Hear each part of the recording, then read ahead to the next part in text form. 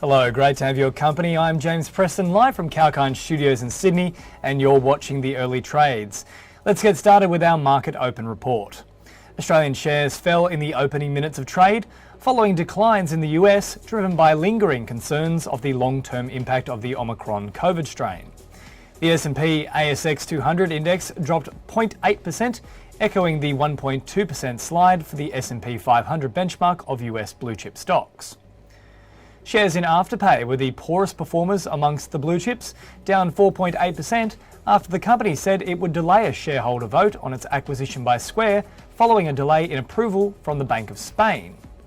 The decline also reflected a drop in Square shares by 6.7% in the US trading after the company announced it would change its name to Block. Wesfarmers shares fell 0.7% after Woolworths outbid the Bunnings Warehouse parent for Australian pharmaceutical industries.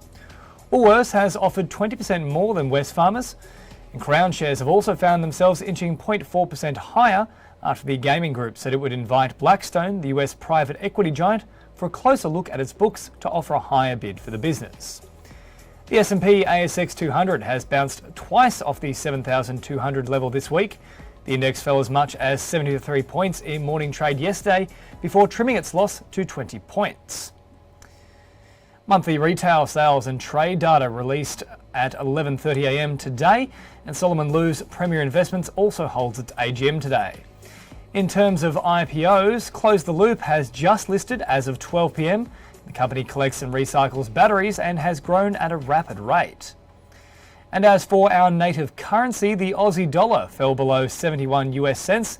As the US sell-off accelerated, AUD dropped 0.4% to trade at 70.97 US cents. And a jump in consumer prices and a lagging rise in wages has pressured households across New Zealand, weakening consumer confidence, according to ANZ.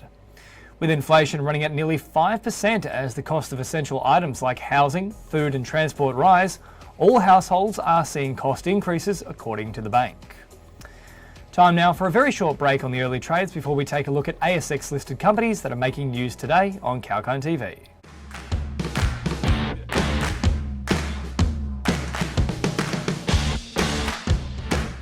Tune in to stay updated while on the move. We will tell you where the crypto craze has reached, Where the property market is headed next. what the world is doing to become more environmentally friendly. Apart from tracking the daily market charter. Be on top of the latest news and announcements With Kalkine TV.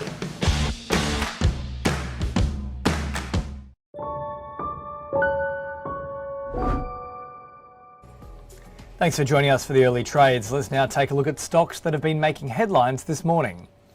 Woolworths has swooped in on the proposed deal between Australian pharmaceutical industries and Wesfarmers with a bid 20% higher than the Bunnings Warehouse parent company.